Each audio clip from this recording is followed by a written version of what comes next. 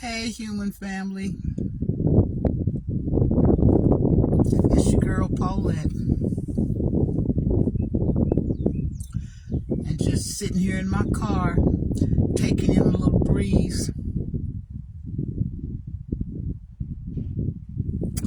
And as my title said, having one of those Bees Thinkin moments.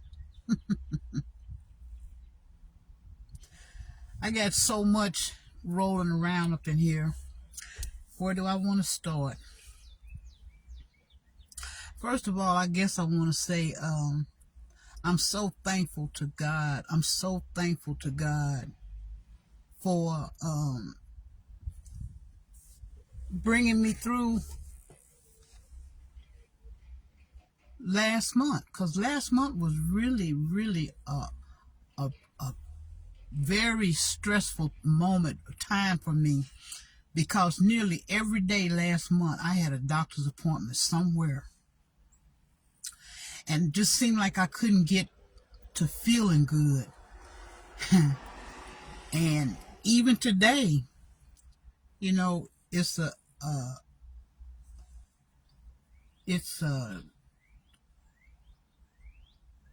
shot in the dark, as to whether or not I'm going to be feeling good for the remainder of the day or how it goes. And just looking at people in general and thinking how uninformed they are about life, because I used to be in that pathway, uninformed and wasn't thinking. It is so strange how when you get to where individuals get, meaning that they have a stretched out time of life, that they done live, and when you look back and you look at all the things that used to stress you out, used to make you angry, used to weigh on your mind heavily, you start to put them in the right perspective, and that perspective is none of that crap matters. I mean, I'm coming to terms with some stuff right now at the age that I am, that I'm seeing it really doesn't matter what people place such a big importance on or put a big emphasis on. I'm seeing now, when I look out into the world, the only thing that I have come and boiled down to is, number one, your position with God, your understanding of who God is. That's the utmost, that's the most important thing in your life. I'm telling you. When I get on this social media and I look at people, and it ain't just social media, but when I look at people in general, I'm thinking they haven't a clue. They haven't a clue that all of the stuff that they busying themselves with, and that they're involved with, and what they put their emphasis on, and how they think they're so important, and I got to include this, how they think their looks mean so much to them, and all of this stuff, when none of that stuff. Boy, I'm telling you, it's hard to tell people who's behind what you're trying to say about what you've come to see. And that is, I'll say it again, all the stuff that you place importance on, it ain't important. Because when your day boils down to whether or not you're going to feel good because your body, how your body's going to perform for you that day, or if you're going to have any issues, medically, those things are important. if your day, a beautiful day, today is a beautiful day. The sun is shining. I have it in my spirit. I want to do something, but I know that I'm limited. Because if I can show, and I'm not going to take this thing down, but on the corner of my house, I have a little patch of like flowers and stuff, and there's some things that I would like to do. And yesterday I got out there and I tried to do something what I wanted to do, and that was chop the grass down from around this little section where I have flower pots and plants and stuff, because I would like to put down a ground coverage that would keep the grass from growing up close to the house, and then lay down like a pattern and let that grass, let that ground cover grow the length of the house up close to it, and that way I wouldn't have to worry about grass growing up close to the house, because it takes a lot. I can see why as you age that you might possibly rethink your living facility and go somewhere that is less bothersome, where you don't have to worry about the upkeep of the yard. You don't have to worry about issues with the house that you're in. You know, if you're the landlord, which when you're purchasing your home or you own your own home, you are the landlord. So any issues that come about with the house, you have to take care of that. So I can see and understand now why it would be a person, when they start advancing in their age, that they move to facilities where they won't have to be responsible for all this stuff, because you can't do it. But anyway, back to my story. Yesterday, I got out there on the corner of my house, and I had a hoe and a shovel and whatever, and I was trying to clear that little section out. And I said, even if I just do a little bit, a little piece at a time, and then lay down the ground cover that I want. But I saw my mind is willing, but the body ain't. You know, I can only do a little bit, and I really mean a little bit. And it can become frustrating, because you know that you need to involve yourself in some activity so that you can keep moving and keep about and have a positive disposition. But sometimes your body just will not facilitate you. You're not able to do what it is that your mind wants you to do. Like the last doctor that I saw, he was thinking, you know, and telling me that he felt it would be to my advantage to go and have exercises. And I'm thinking to myself, I didn't say it to him, what I'm saying to you right now, the way I said it, but I was saying I can't barely walk too far of a distance, and you're trying to get me involved in some physical activity like a exercise. I know that I can't do it. So I told him, yeah, I would consider it and I would do it. But I don't know why I would tell that man that lie, other than just trying to be nice, because I really don't see me going. When they had signed me up before, and I went and walked on the treadmill and then sat down and did the little bicycle thing, I pushed and made myself do that, because I really did not feel up to doing it. I didn't feel capable of doing it. I didn't feel that there was any benefit to me from doing it, because the whole time I was engaged in the exercise, I was in pain. And that's what I would feel would be going on with this class that he wants me to get in. I'm going to be hurting. I know he means well, and I know in his doctor mind, he's saying that exercise is good. And I know that they say, you what is it, move it or lose it, or something else I used to hear all the time when I did watch TV. Something in motion stays in motion. I understand that.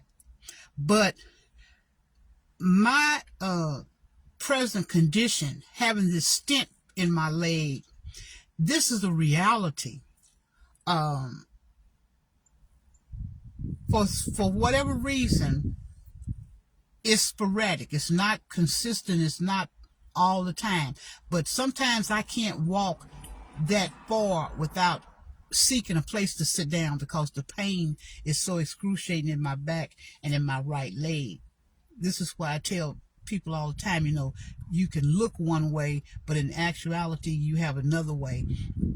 And I just happen to be one of those individuals that if I'm in pain, you can look on the outside and you can't really make a determination, well, I'm in pain, because, unless it's been persistent for a long time, I can kind of like go through it and bite the bullet and just go through it.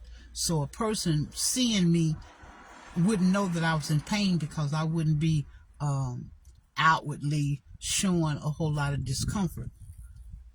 So I don't know, because I want to do the situation on the side of my house, and I'm gonna try again this evening. When the sun goes down and gets a little cool, I'll go out there again and do what little bit I can do to see if I can achieve that in my mind that I want to do. I'm probably going to be everywhere. As I was saying, last month was a very difficult month for me because everything was up in the air. Now, presently, I got one test that I did last week, and they told me that they will know the results of it either to Friday, as today Friday, or I could, possibly be Monday when they know. And I hate to say this, but I'm such a scaredy cat in the sense that I don't want to hear any negative or bad news. And so far, everything that I had to go through last month and all the testing that I had to endure and go through, it all came back negative, and I was so happy about it, that there was no cancer. But there's this one last test that the OBGYN did to me. Well, I think it was the pap smear. And they told me they'll know the results either Friday or Monday. And what I have done is said that to myself, when Monday comes, I'm not answering my phone. I very seldom answer my phone anyway, but I'm not answering my phone because I don't want to receive any information over the phone about whatever it is that they found out. And then you guys know that they got this My Chart that you can go on your phone. I don't do that either. I don't go on no phone and see what no test results said. And I know that that's all silly. But what I plan to do is Monday, I'll just go to the doctor's office and walk in and tell them I want to know what the results of the test were. Because I just have a big fear. It was like when the doctor gave me the diagnosis of the breast cancer I had in 2006, well, really, he wasn't the one that was supposed to give me that information, but the way that this doctor chose to deliver that message to me, that's an experience I don't want to go through again. But when I got the results and everything came back up to this point clear, no cancer in any other parts of the body, I was so elated. And guess what, y'all? When I got on this social media platform, I'm going to try to remember, I was scanning across, and I scanned across and stopped at a young lady who was tearing up and crying. And so I stopped to hear her story. And it did nothing but make my heart go out to her. And then I see how blessed I was. 27 years old. And she was crying her heart out because she was in the hospital. And she was saying to the people that were watching her on her platform that the doctors had told her her cancer had come back aggressively, and it had spread, and it was everywhere. And that child was crying, and I was crying with her. And she was saying that her baby's daddy was already deceased, and that she too now is looking at death in the face, and she had to come to terms with leaving her child.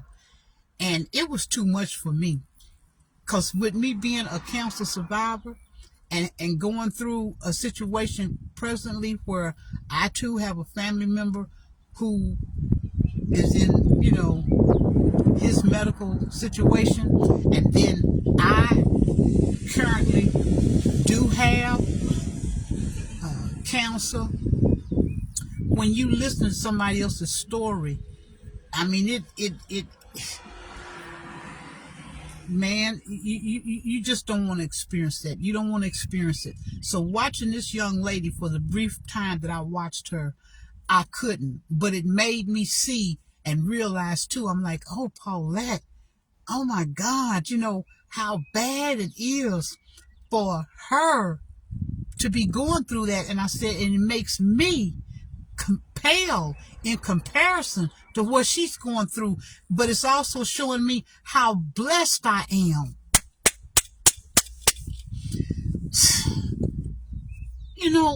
How blessed I am.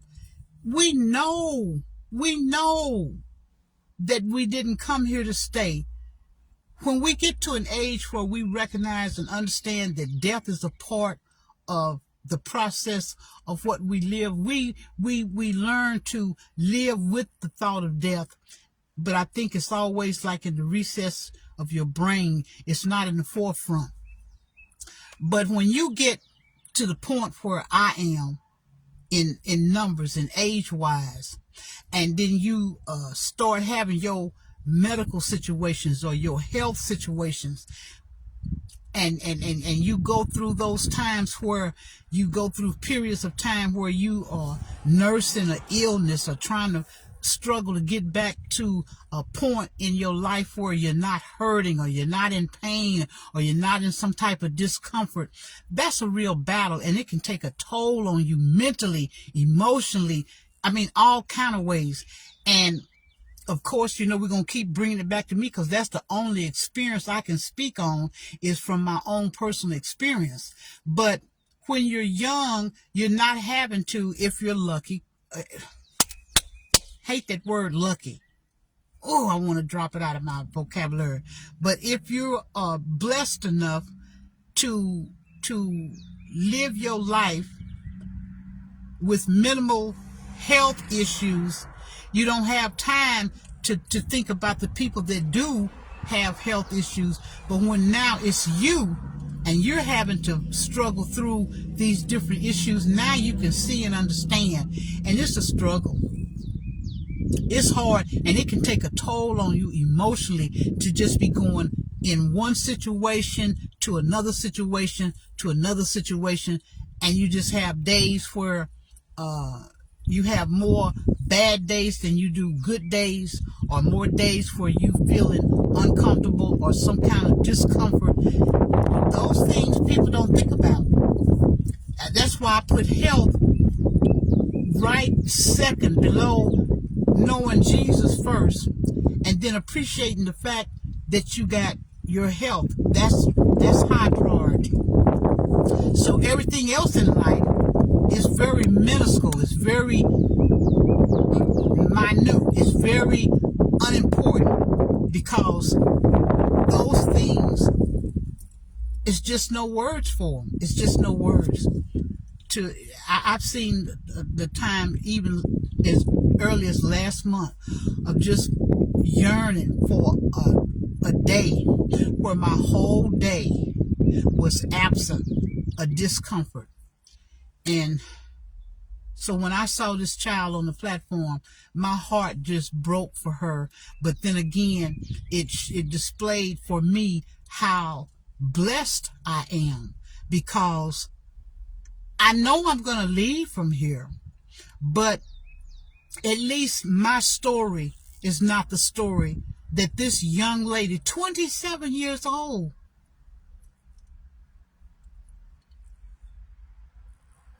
and her story is what I told you guys. I'm not going to even repeat it, because I'm praying for her. I'm praying that she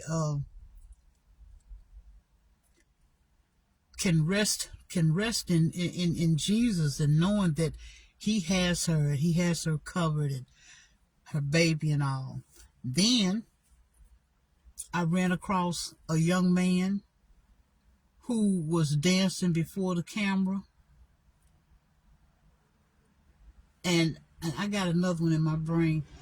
And he had his shirt open and he had a patch on his side. And at first I didn't make sense of his video, you know, because he was dancing and he had his shirt off and this patch on his side, which I'm old enough to know what that patch on his side was. It was a colostomy bag. And he looked to be, I mean, early 20s. If I had to make a guess, 20, 19. He could have been as young as 19 to 20, 21. And he was dancing and going on. And his video was short and simple. But he said what it is to wake up with a colostomy bag every day. And there he was dancing. But for that moment, he was dancing. But I say, who knows what his story is? Who knows what his medical journey is? Who knows what he has to deal with on a daily or a consistent basis? Who knows why that colostomy bag is there? What is the cause or the reason for the colostomy bag being there? But when I see something like that, it brings to my mind how blessed I am because I have lived the bulk of my life. I've had some health issues, but nothing that took me there so early. Then I saw another young lady. She was doing the same thing. She was dancing, but she was hooked up to some machines. And she was dancing. And all she was doing what that people do now. You know, she was really off into her dancing. And after she had danced for a couple of minutes, and her caption read something like, what you do when you're in stage 4 cancer.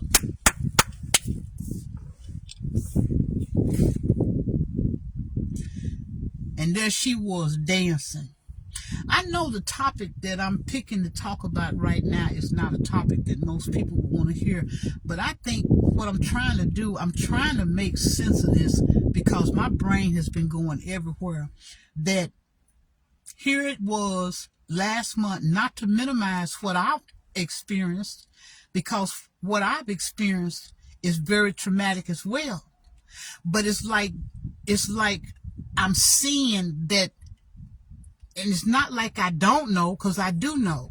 Sometimes I think you got to be reminded that there are others who are going through something that's 10 times worse than what you're going through. Man, and I wished I could help them.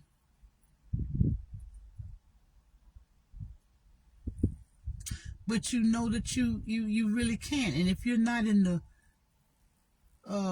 medical profession, all you can do is just be support for them. And then there's other things that go on. This is why I say Paulette be having her Bees Thinkin moment. And I'm getting better. I'm getting better. Because it's a lot of stuff that I'm not telling you guys, because I don't want to be one of those that's so transparent and I tell every little single thing about me, and then when somebody make a comment about it, then I get mad. That kind of like makes me mad. You know, to see a content creator, they get on here and they tell all this kind of stuff, and then when people make a comment, they want to come at them and get mad and get smart mouth. And I'm like, well, why tell it if you don't want somebody to say something? So what I have been processing myself to do is, I know that this social media is a back and forth thing, that in order for me to climb up and get better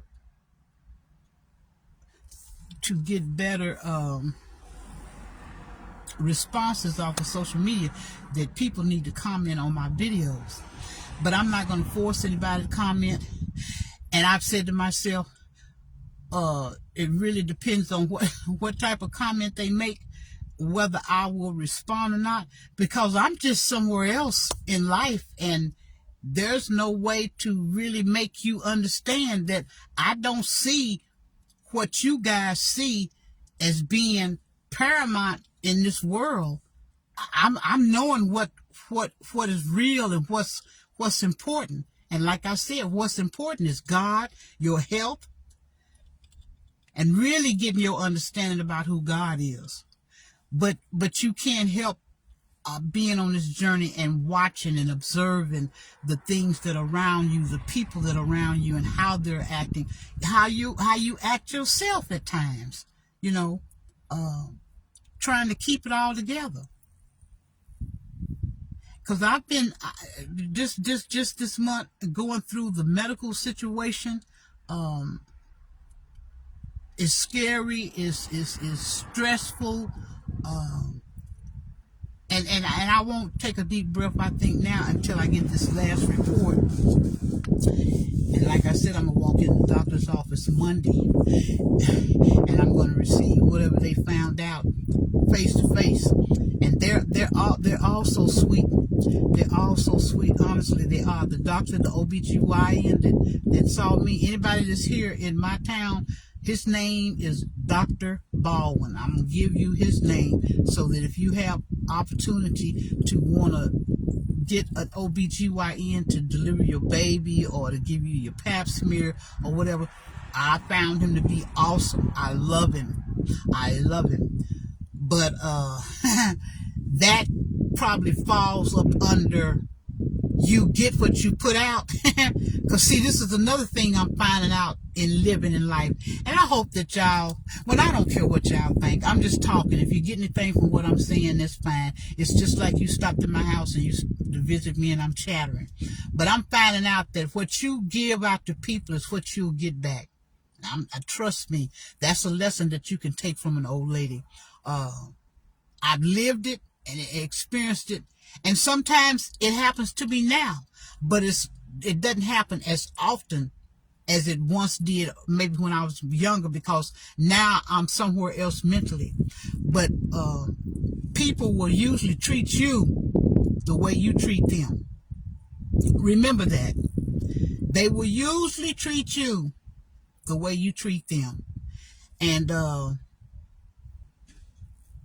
there was a story that fits along with that concept to help you get that ingrained in your brain. That's my neighbor here, trash barrel moving. But yeah, if you treat people nice, they will usually treat you nice. And so I went to see quite a few doctors last month.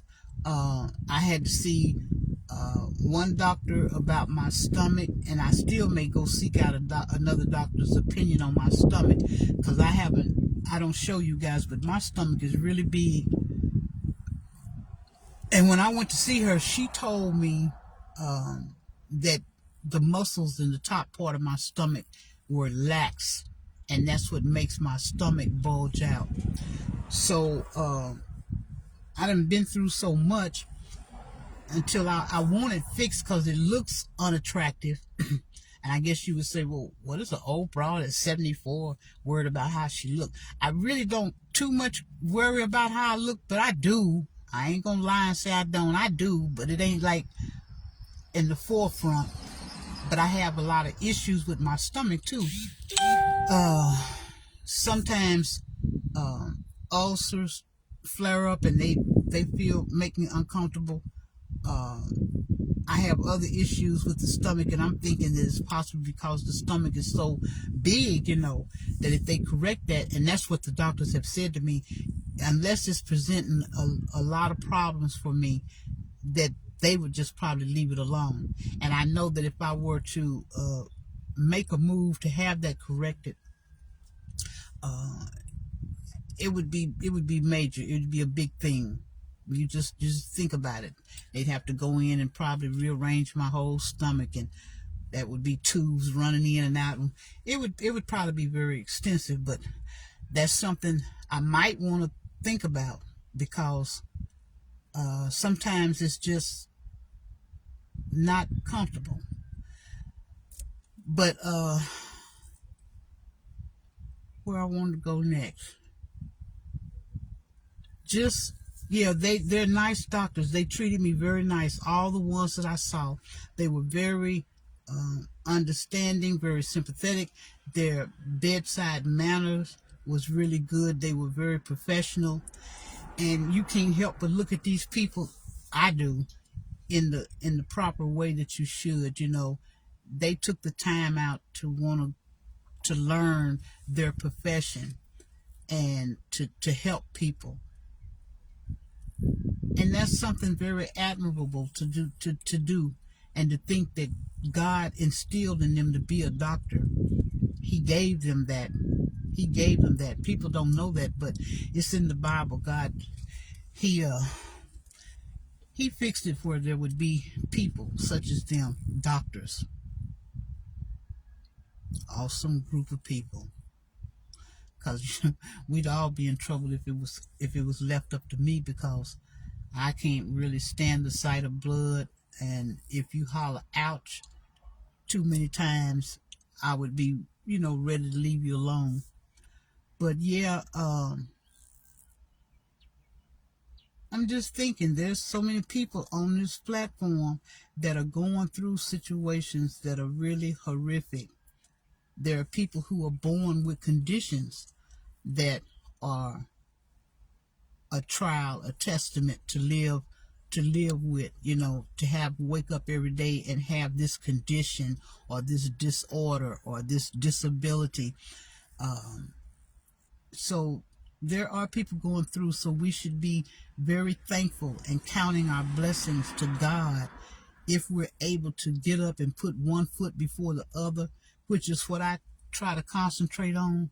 I'm thinking at least you able to get up, Paulette, and walk whatever limited way you have of walking, whatever limited amount of walking you can do, you're still able to do it. Because somewhere in the world there's somebody that can't get up and even make that small walk.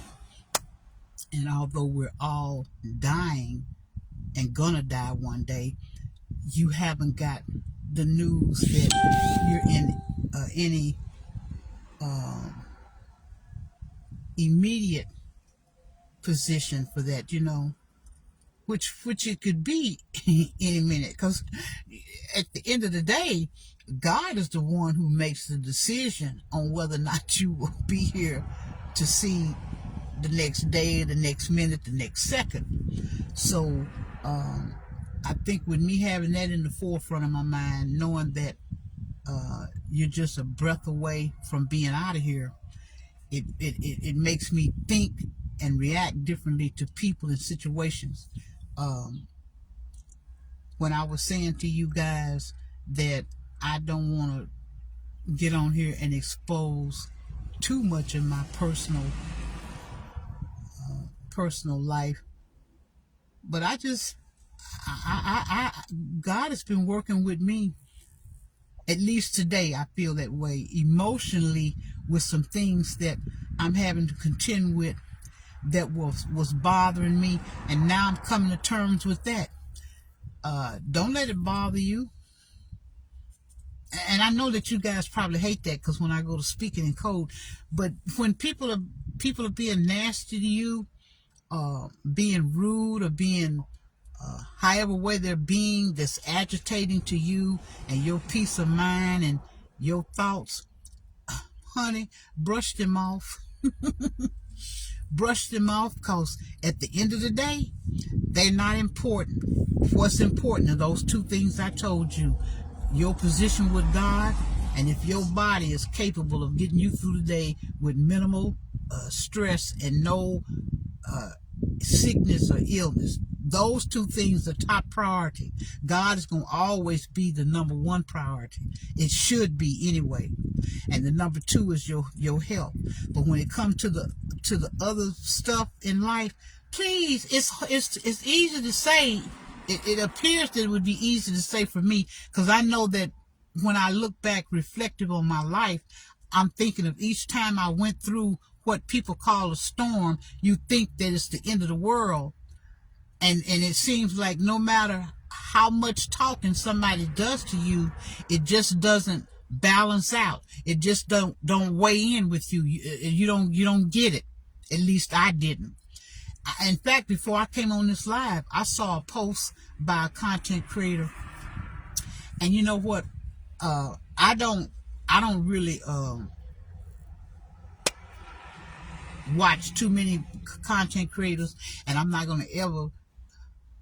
Well, I hope I don't slip up and let you guys know who it is I do check in with from time to time, and I rarely just go and sit in on somebody's live until the end. I'll just kind of peep in, see what they're talking about, and the ones that I do visit that way, the way that I came about even getting into their, that's my neighbor's car is loud. I like them, and this is kind of bad. I like them. They don't know me, and I'm sure that they have no desire to know me. But I think in my mind, I really like them. But I know that I can't be embracing them because of the lifestyle and the way that I'm trying to travel this road, and they're not yet on that road. And I can't say that they won't ever be on that road, but I can tell you what I've seen from them, and it doesn't make me special or like I'm some kind of goddess or I see all. I got a crystal ball, but I can tell that these little handful of people that I do follow, they have good hearts. They're good people. They're good people. They're the kind of people that I probably would seek out.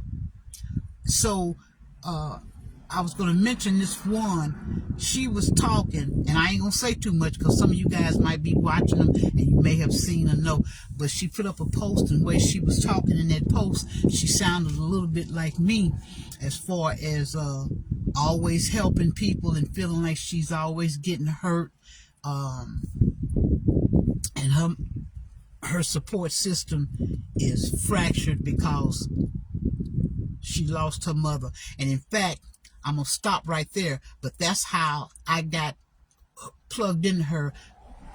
Probably about 2 or 3 years ago, I came across her, and she's rough around the edges. Everybody I'm talking about, they're rough around the edges. But see, old girl with that grandma spirit and with that newfound knowing who Jesus is, I can't see the heart, but I can see that individual, bottom line, they're really good people. So how many people is that? She's one.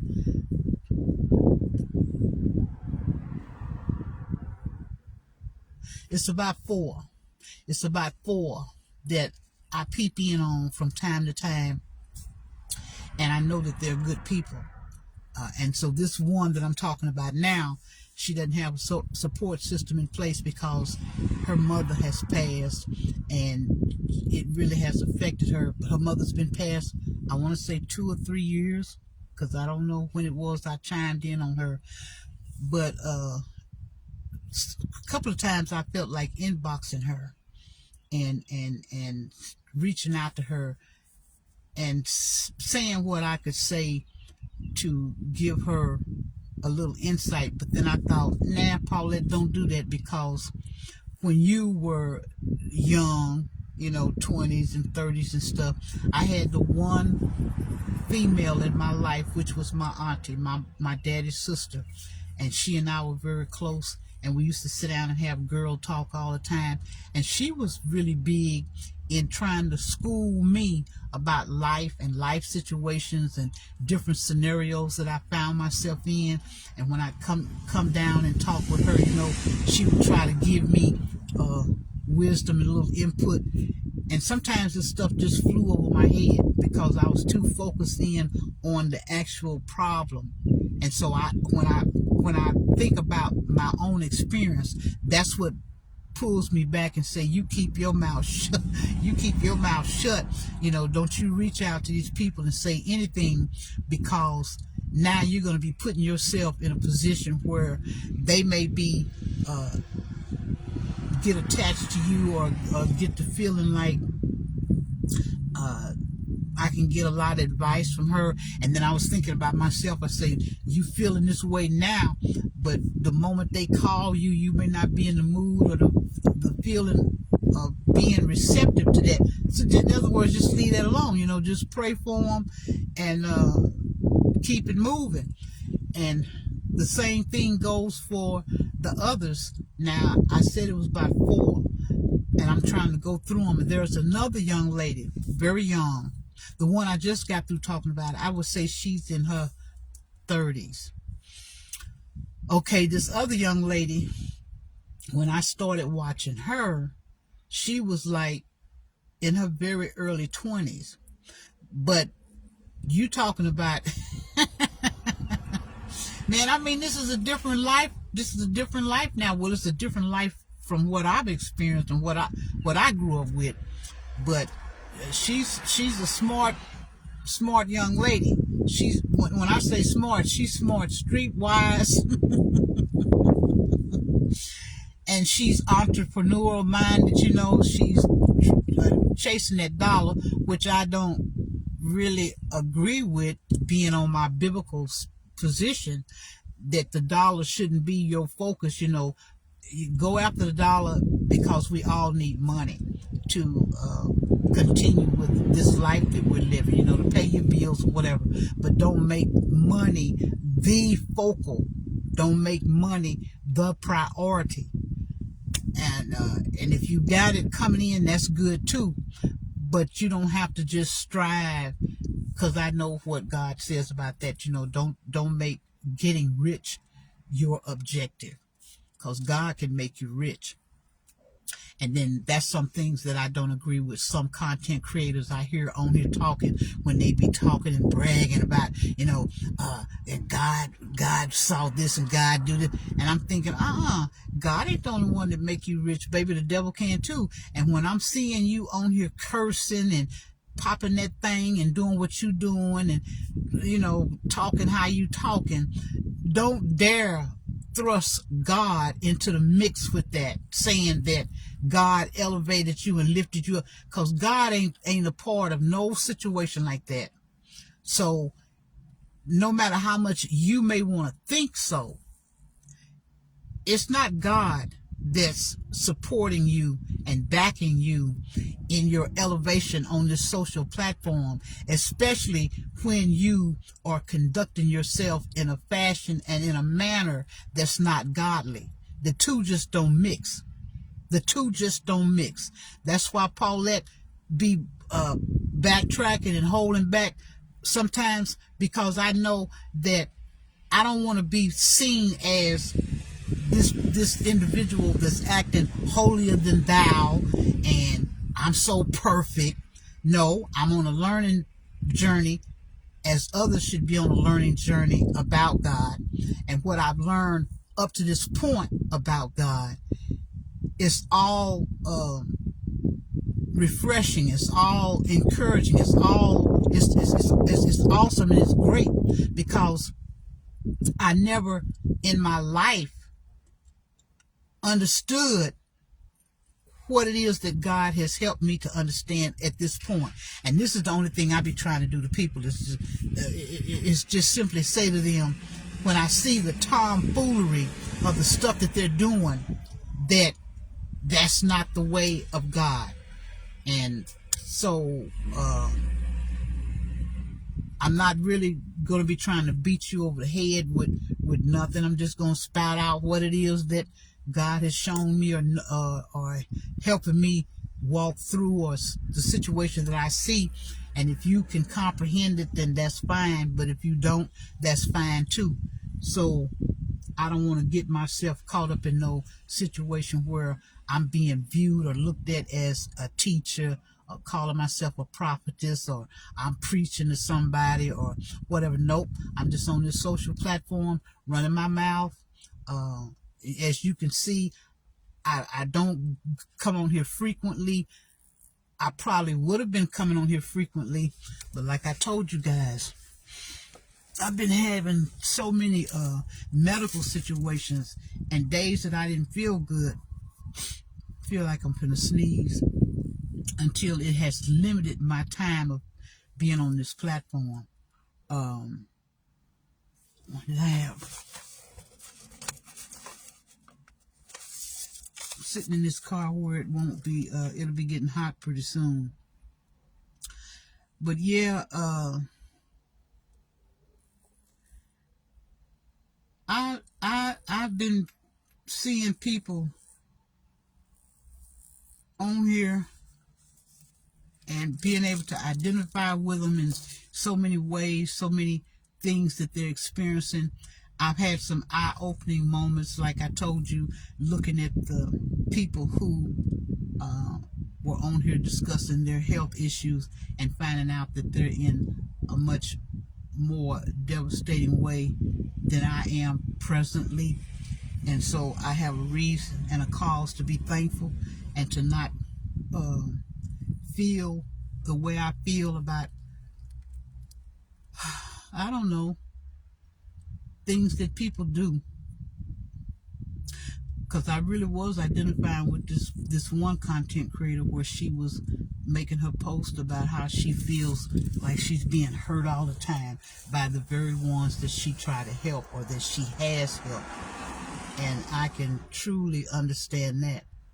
But like I said, you know, they're on a balancing scale, because I look at it this way: if they should be lucky enough, and that's going to be the first one, if the person is lucky enough to live to get old, because that doesn't have to be the case.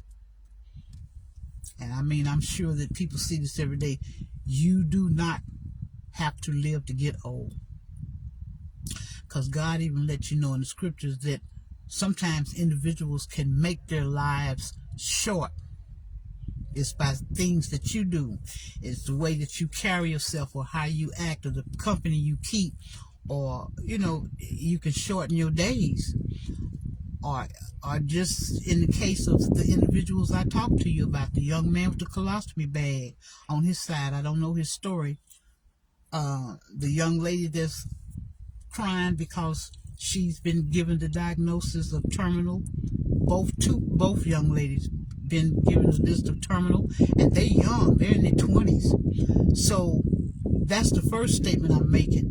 You're not really guaranteed to see the numbers. And I had the occasion, day before yesterday, me and my brother, we were just in the car riding around. He was taking me to a place to see if he could remember where it was that he had purchased this lawnmower. And so since we couldn't find that, I suggested that we just stop and make a visit to a relative. And this relative, they're up in age. In fact, they're 98 years old. So he agreed to it, and we stopped, and we was visiting with that relative.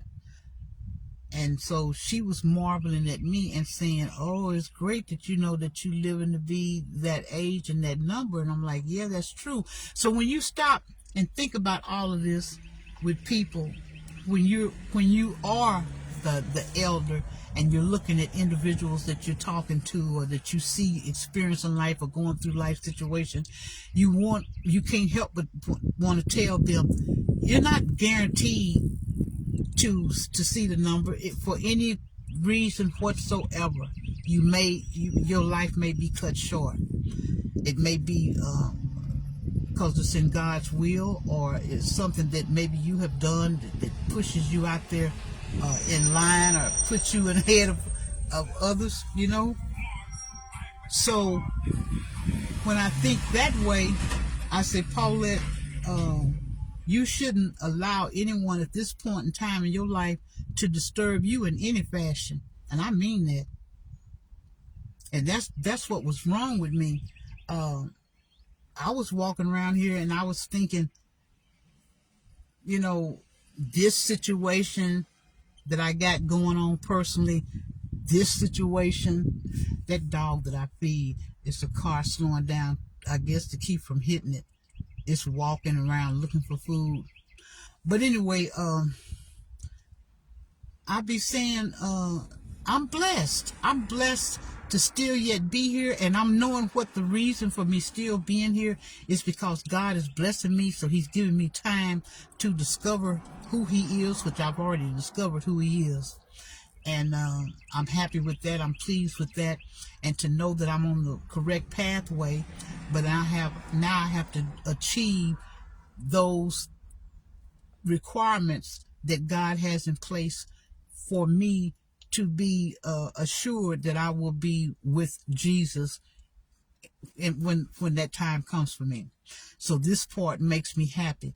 But when I look at this world, when I say that I'm going to come on here and do my little copyright thing, what is it, free speech? And I'm still going to do that, where I can talk about other stuff, other topics, because all of it ties in together with God's stage and God's program. But it's so much wickedness out here, and Satan has done such an excellent job of throwing out the minutia. And if those that don't understand what I'm saying, I'm sorry. But this world, that's why you look at me, or you look at Gino, or the people that are listening to Gino's sermons, listening to Gino Jennings. This is why you want to perceive us as being a cult or crazy, but it's really not. I see it as a two-way street. Number one, God has to wake you up. He's the one that does the wakening up. Ain't got nothing to do with Gino. Nothing. Ain't got nothing to do with Gino. This is when you're gonna find out that God is who God says he is. And I'm smiling now, because when I do that, I'm thinking about my journey and how it was that I was led to the teacher, because that's all I'm gonna be able to say, led to the teacher. But when other individuals are out here, let's get my little water. When other little individuals are out here and they're thinking that they are on the right pathway, but they're not, and they get so angry with you, they get so angry with you for being bold and speaking out and saying what you're saying. But I'm looking at it in the right way. The right way is, I was once just like the people I call fools. Well, God calls you fools. But I was just once a fool as well.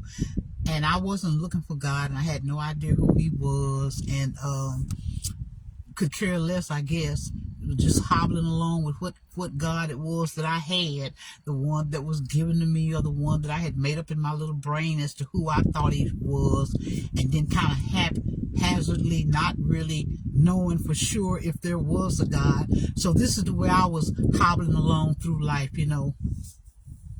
But when that time came that God stepped in, and in the scriptures, God lets you know he's the one that does the drawing to him. Not Paulette, not Gino, but God. God is the one. He does the drawing. He's the one that draws you to him.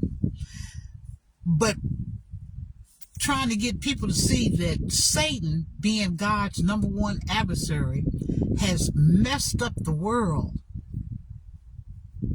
and has infiltrated God's spiritual program for his people. The devil, Satan, has come in, and for a better term, he's made confusion everywhere. He's complete and 110% confusion. So therefore, he's giving you all different types of religions, and he's giving you all types of different doctrines. I know I'm making sense, but what I have to do is pull myself back and say, Paulette, remember, God knows. He knew from the beginning that not everybody is going to find him. Number one, not everybody is interested in finding him, because just like Satan has got, God has followers, Satan's got followers. He's got willful, earnest people that they want to follow Satan. They don't want no part of God. So, saying all that, and let me hurry up and get it pulled together. Satan has thrown confusion out here. I've tried to explain it in other videos. And people gravitate and they grab hold of these different other religions that Satan has thrown up out here. And because they're ignorant and they haven't been looking for God, or even if they are looking for God, they think they're looking in the correct way, and they're not. Because I too used to be of that same mindset. I used to think that what I was doing the right thing, to search for God.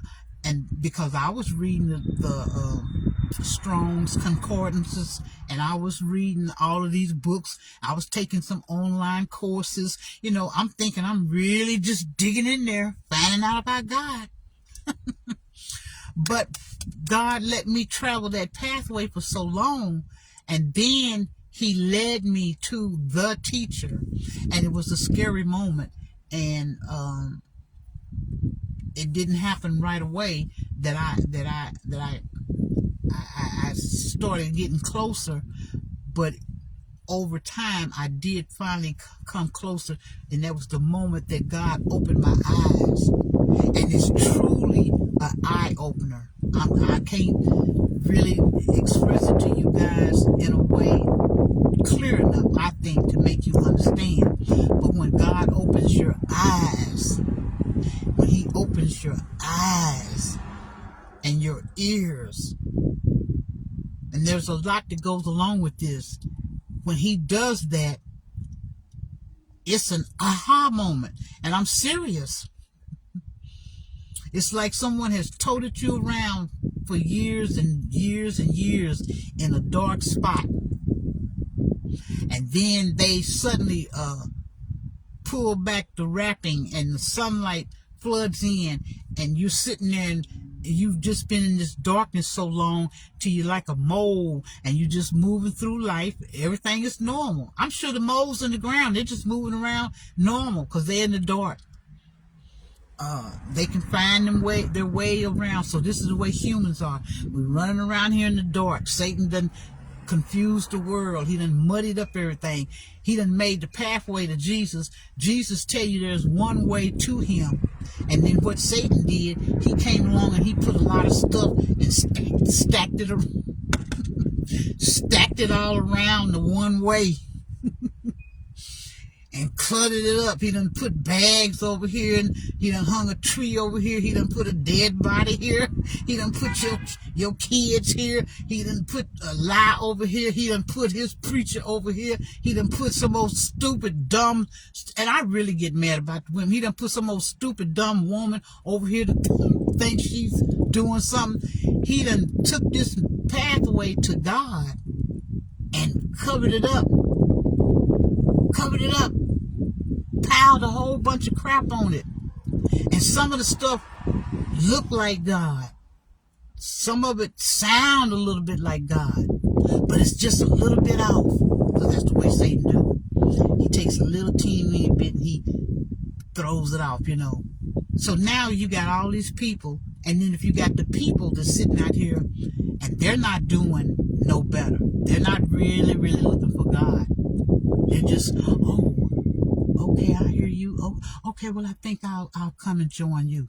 Oh, that's what you said. Oh, yeah, that sounds reasonable. I think I'll come and visit you.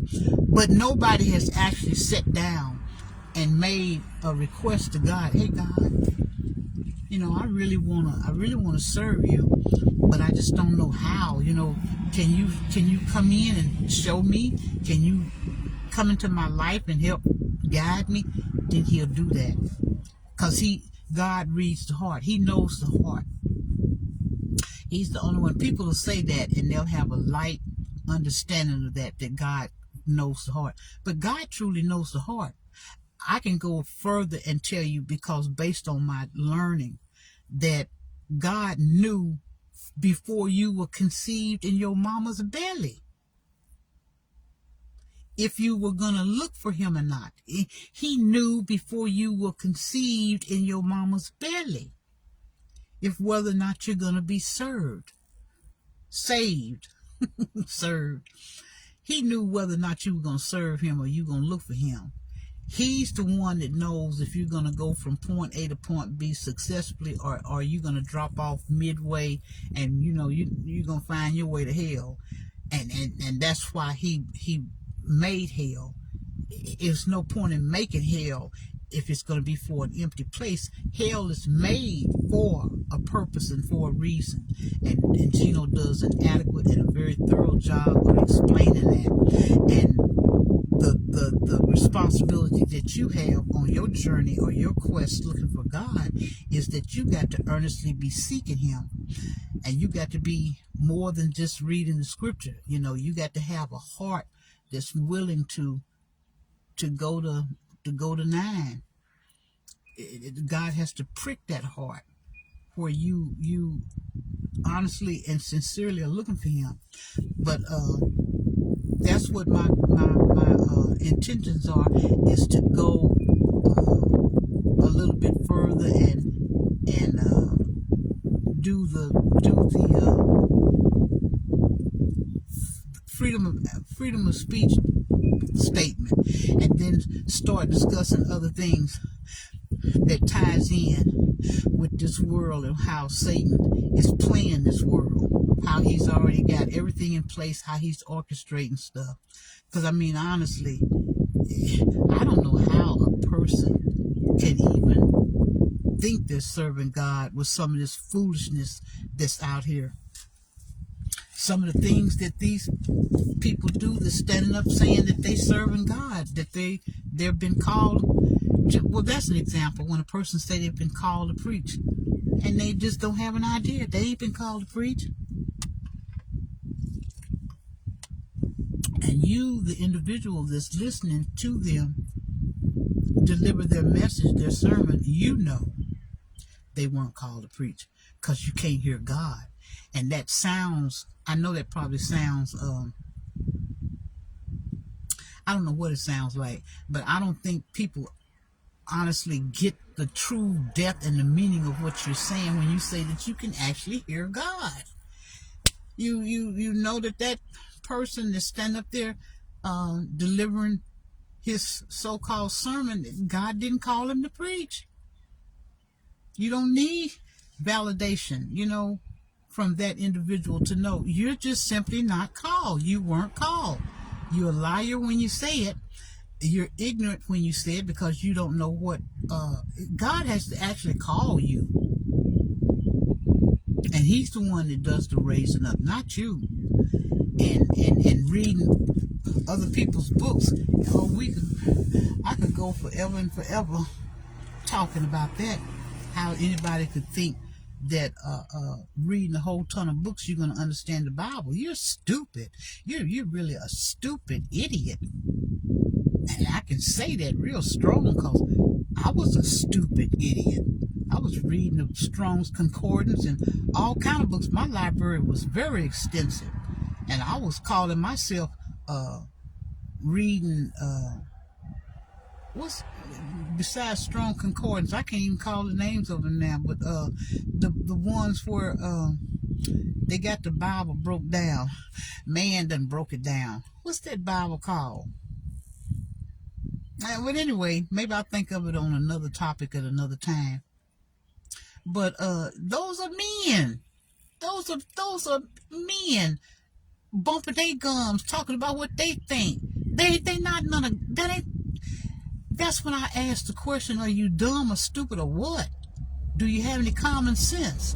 How is it that you, the creation, gonna sit around a group of men or whoever, and they call themselves smart, and you're gonna discuss this God, and you're gonna put this in place and that in place and put? You're stupid. You dumb. You stupid. Because if you just go on the scripture, the basis of what happened in Jesus' time, Jesus didn't send nobody to no university. You stupid fool. Jesus didn't have no stack of books sitting around and told his disciples to go and read them books and then go out into the world. God is the one that educated and schooled them men It came from God. Didn't come from no book. And you stupid when you think that somebody else.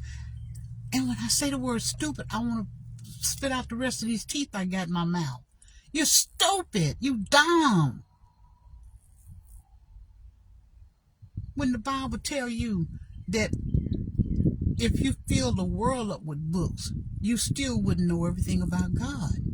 If it was possible to fill this world with books, there would still not be enough room for the things that Jesus did while his time was here on this walking among us, and all of the things about him.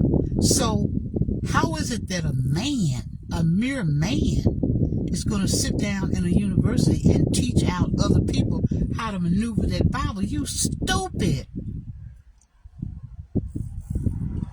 Stupid. You stupid. But you know what? That's why and I really do feel very, very good when I get on there and I get to going. I kind of like being on Facebook for this reason. I can talk and ain't nobody interrupting me. I can talk and I ain't got to hear your thoughts and what you think, because I got some stuff going on now. And I will bring this up because when it comes to religion, I kind of get angry. But I got this sister, if you want to call her that, and you can make your judgment call about me if you want to on that. I'm praying and asking God to help me with that. But she's an old spanking Jehovah's Witness. She's a Jehovah's Witness. And she's been caught up in that crap since she was like 12 years old. And we don't see eye to eye on nothing. Not when it comes to religious situations. And I won't bore y'all with the long journey and facts about that. I'll maybe chime in from time to time, but this last incident that occurred between she and see, I'm in between a rock and a hard place, because I know what God is saying and intend for me. I really shouldn't have any interactions with people that's not on the journey pathway that I'm on, that has found God and who can hear Jesus, because he really tells us to stay separate. So I can't really mingle with her. And she's a diehard devout baby. She diehard devout. But I guess I won't say no more about that. But it ain't gonna work. And I just done come to the conclusion, I'm done with that. That's a closed chapter in my life. I'm not gonna try to revisit that no more. No more am I gonna harbor in my heart. I'm gonna leave it all to God, that I can keep peace by steering clear of religious topics or whatever, and just deal with her when I deal with her on a surface level. That's not gonna even work. That's not gonna even work. And plus, I feel strained and tensed up whenever I'm having an interaction with her anyway, because I'm always like, sitting up prone and on my pins and needles when I'm talking to her, because I'm like, be mindful and don't say nothing, about the Lord or whatever. When we just go away, girl. You go away with that crap you in. Go away, and I leave that to God. Because only God can help you now. Ain't nothing I can do. And you can't do nothing but be in my way and offer a hindrance or be a problem or issue for me. And I'm seeing that God is sweeping away around my door. There's a lot of people that presented issues for me. And I was getting caught up and tied up. And it's like God is working with me now. Don't involve yourself with no altercations with them verbally. Don't try to do no explaining to them about nothing. Don't try to express even how you feel, as far as how you make me feel or what you've done to whatever. Just leave it alone. Leave it alone. Because like I said, there's only two things of grand importance while you're breathing air on this planet, and that top one is God. Finding out who God is and establishing a relationship with him, a close one, and then walking that walk with him. It's hard, baby. It's hard. It ain't no cakewalk. It's hard. And then number 2 is being thankful and blessed wherever you are in your health walk. Because I'm finding that just having a good day where you feel halfway normal is a good day, considering that there are so many people out there who, for whatever reason, they're not having a good day. And there are so many people out there whose walk has been told to them, that they're going to have a short walk. So, it's so much to be thankful for. And right now I'm in my right mind. I'm able to continue to do for myself. I can still drive. Today is a good day. I feel pretty good today. I don't know how I will feel by tonight or tomorrow, but right now, presently in my moment, I feel okay. And it's just that I'm getting it together. Don't be concerning yourself with the world and the extraneous parts of the world. What people are thinking about you, what they're going to say about you, or how they're going to act, because they're already showing me to a degree and to a level what they think about me or how they feel about me, and that's not going to get any better. And I'm tired, and I'm waking up, and I'm going to stand up. I'm no longer going to be I'm not going to be brainwashed into thinking one way when actually reality is this way. I'm seeing the writing on the wall. I smell the coffee. Whatever kind of metaphor you want to use, Paulette is waking up. And I'm seeing that people are who people are. They're basically nasty people, nasty human beings. And they move and operate in the world as nasty human beings. And they take advantage of you, a situation, whatever. Some man put a post up,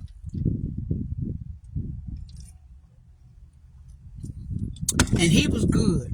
Some young man looked like he's probably in his mid-30s, early 40s, and he was saying, "Don't never let nobody move in with you." And then he went on to say why. He said, "Cause you'll play heck getting them out." And he say,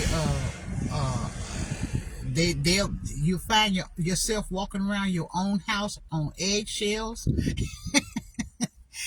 And he was basically saying, why? And then when you go in there and read the comments, people were making comments, those that have been in that position, and they understood where he was coming from. And they were giving their take on how they had experienced something similar. I got those too, where you help people because they down and they out or they need help, and then them people surprise you by the way they respond and what they do and how they act and how they treat you, and you just find out that, it's some bums in this world. It's some terrible people. And then it was people making comments in there about what you're saying is wrong and you should help people about. And somebody made a comment underneath that person's comment. You probably wanted them people to come in and take advantage or go the wrong way. And that's why you're saying what you're saying. You want people to help people. But I've been there too. You help people. That's why I could identify so much with this young lady when she made her post today and how she was feeling. You could read from her post, and her post was about 3 or 4 paragraphs long. She had a 3 or 4 length paragraph, but in that few paragraphs, she let you know what she was feeling, and you kind of get an understanding of where she was coming from. She feels like she's been had and used and constantly abused and battered by people and taken advantage of because of her good spirit and her good heart, her kind. And then that's the truth. That's the truth. And I've made some serious discovery in my own life. It's some people out there that will take advantage of you, baby, and think nothing about it. And after they done used you and got all they can get from you, and they see that the tides done turned and you done woke up, or you not no forthcoming like you once was, oh, they become nasty, honey. They get an attitude. They act like you did something wrong to them. I bet you say, well, you don't sound like an old, mature woman. No, my heart has been good so long. I said, I have to be careful because I'm walking on a balancing wire right now. I'm walking on a balancing wire because I know what I'm to do according to God's standards. But when you out here in this world moving around, it's some real nasty jokers out there that you best to say no. You best to say no. Because they will use you and take advantage of you every way that they know how, or every way that they can, or every way possible, and then afterwards stomp your head in the ground. Think I'm lying. Or treat you like you a piece of dirt, like you a dirt dauber.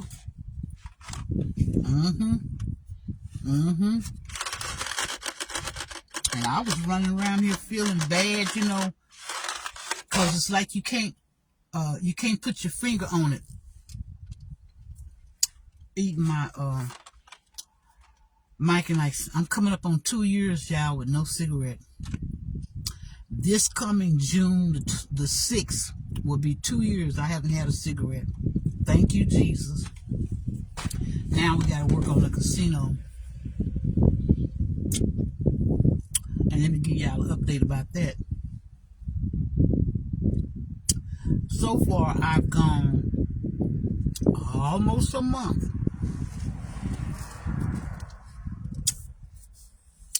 Maybe about 3 weeks. No casino, and I feel good.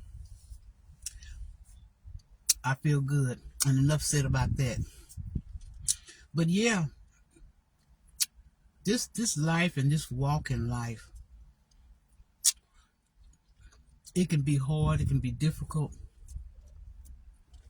and trying to maneuver all of the different encounters, trying to maneuver all the different people that you interact with, family members, friends, your mate, your children,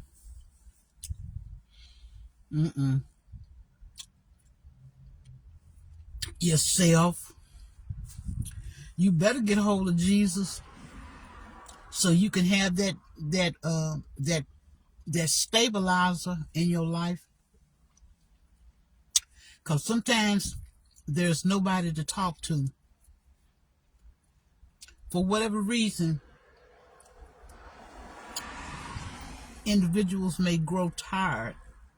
They may grow tired of talking to you, or they may have their own issues and problems that they're dealing with, and they can't hear yours or understand yours, or they're not open to yours, your plight and your situation. That's why I say we better grasp God. We better turn our focal point to Jesus, because he's the one that's unwavering in all ways. He's unwavering. He's never too busy to talk to you. He's not gone away and inaccessible to. You can reach him any day of the week, any minute of the day. You can reach God. You can talk to him,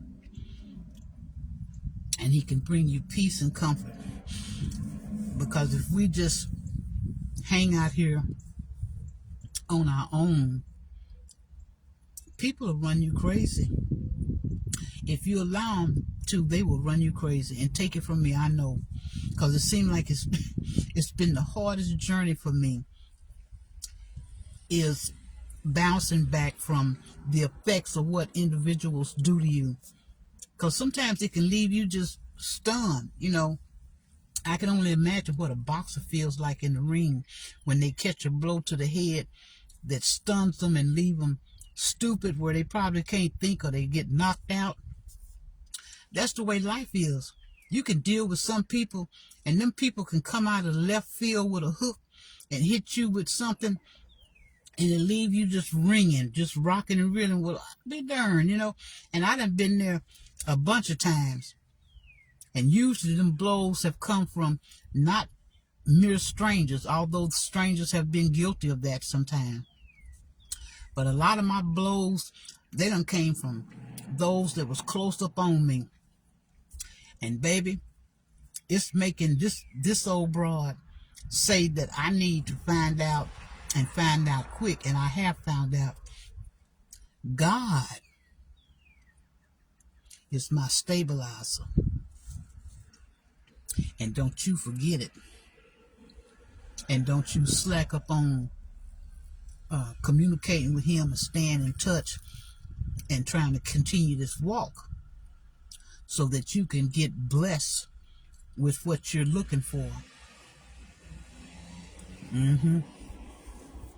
That's getting blessed, and I'll leave it at that. But yeah, just sitting here watching people on this social media talk, blah, blah, blah, and God is with me. And then the next 30 seconds, they got some old nasty cuss word coming out of their mouth. And I mean, they be adamant and they be strong in their position. God has got me covered. God ain't got you covered. And good thing I'm saying what I'm saying, because you can't come after me because I ain't saying your name. And it don't just fit one individual. It fits a lot of the individuals out there that call themselves content creators. You want to huff and puff about how God has elevated you, and you letting all that little 15 minutes of exposure go to your head. But life ain't really put his foot to your back. Life ain't put his foot to your back yet. And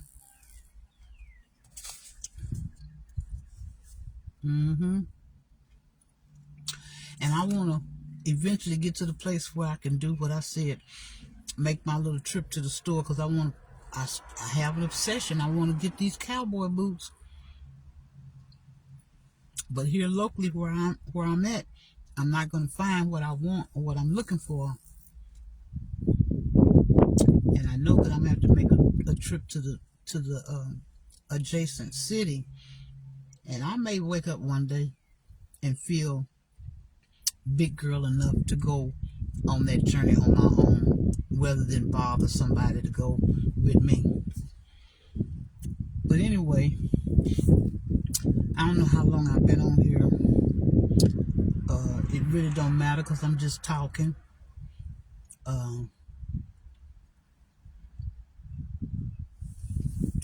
Another content creator I was telling y'all about, of the handful that I do listen to from time to time. I have been wanting to inbox her too, but I'm finding out it's best to just stay in my little circle and don't inbox and bother nobody. Even though I know a couple of them possibly know me from sight of my name, or I have said something to them. I got one somebody I won't mention, but I've been with them since I first seen them, and their little rise. Now, enough said on that. But when I say that I'll come back later, I'm gonna come back later because it ain't making no difference. Facebook, Meta, whatever you want to call it, they talking about deleting everybody's darn videos in June, I think it is.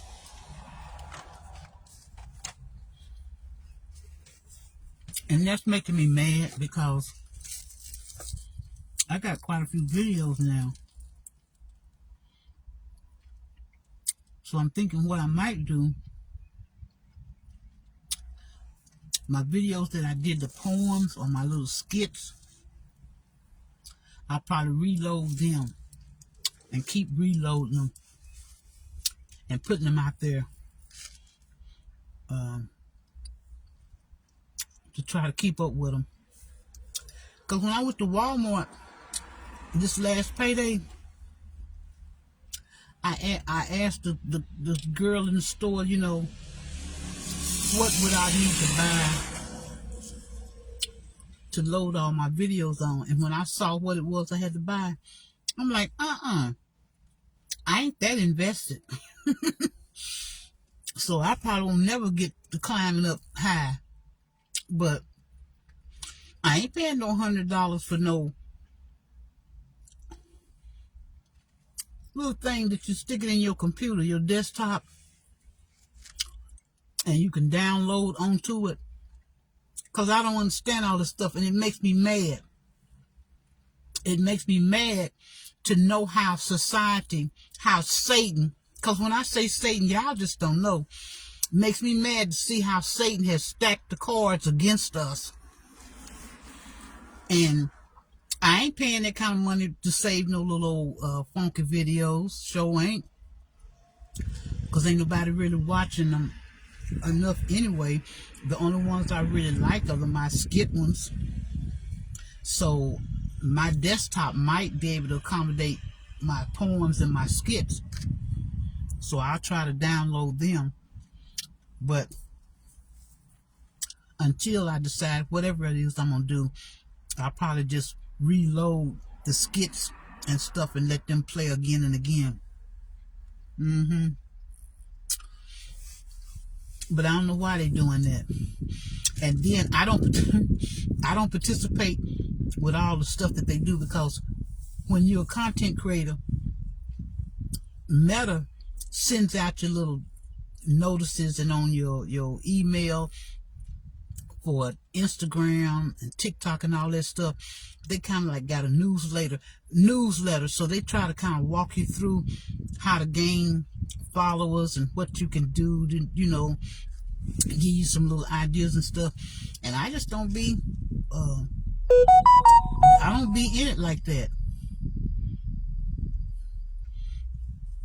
For one thing, like I said, my health issues, and number two, my priorities. I know that what's really important is before I draw that last breath. You know how I'm always telling y'all before that last breath? That's what Paulette's really focus on, before that last breath. So I don't be looking at the videos that I have done, putting them up on such a high priority. I just don't.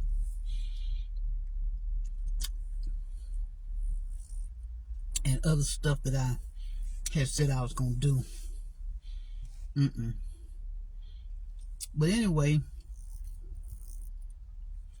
I guess I want to get off now.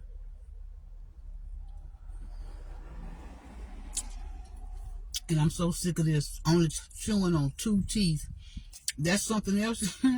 Y'all better listen to an old woman about it. Take care of them teeth. Take care of them teeth. Because if you live this long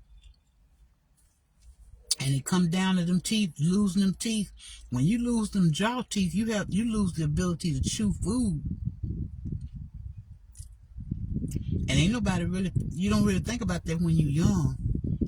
I know one of mine had a beautiful set of teeth. Beautiful.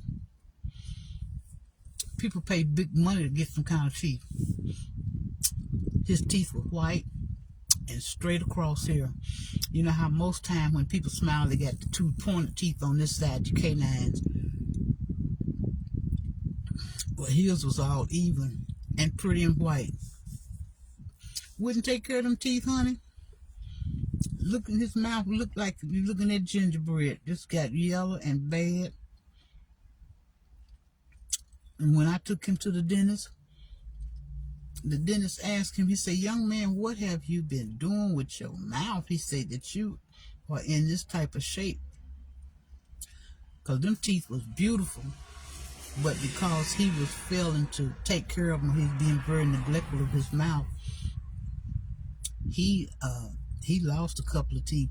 But I'm telling you, I kept hanging on to mine. I've hung on to what I got up to this point. But when you lose these jaw teeth, you don't have the ability to chew down on nothing, and so your stuff like your crunchy foods and all that, you lose that, and that's what I think I miss most. So I chew primarily on this side because I have two teeth that meet over here, but it's very difficult for me to chew, grind my food up. And then when I asked the doctors about pulling all the teeth out, they said no, because all of them weren't bad enough. And I didn't lose them all at one time. They just kind of fizzled out a little bit over time. But sometimes I be wishing all of them was out so I could get a full set of dentures, upper and bottom, and see if that would be better. But at the end of the day, I don't think it'll be better, because ain't nothing like your own. Ain't nothing like what God gave you. So when I see people with beautiful teeth and come to find out that they're dentures, I ask them questions. I'm like, do your food taste the same? And they say no. So it is what it is. Yes, so I've had to make adjustments, and I wasn't happy about the adjustments. Well, when you're sick, you don't want to be by yourself because you feel bad and you kind of nervous. But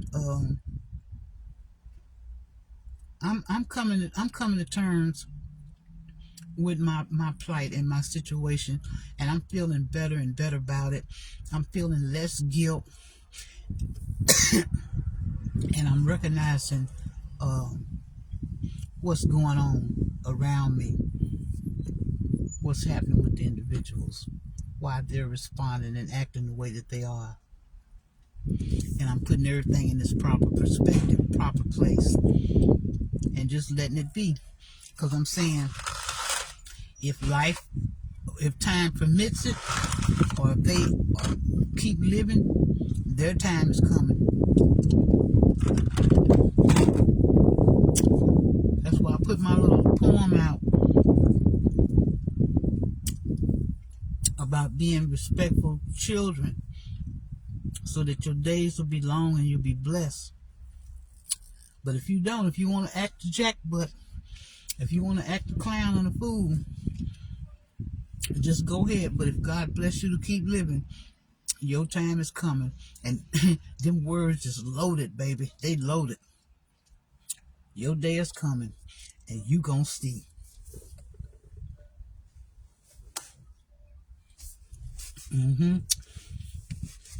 You gonna see. Well, I'm surprised. I've been sitting out here in this car this long, and it's not that hot yet.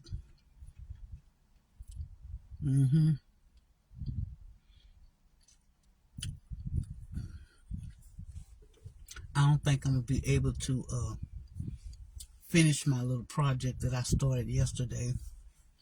I'll see how far I can go today.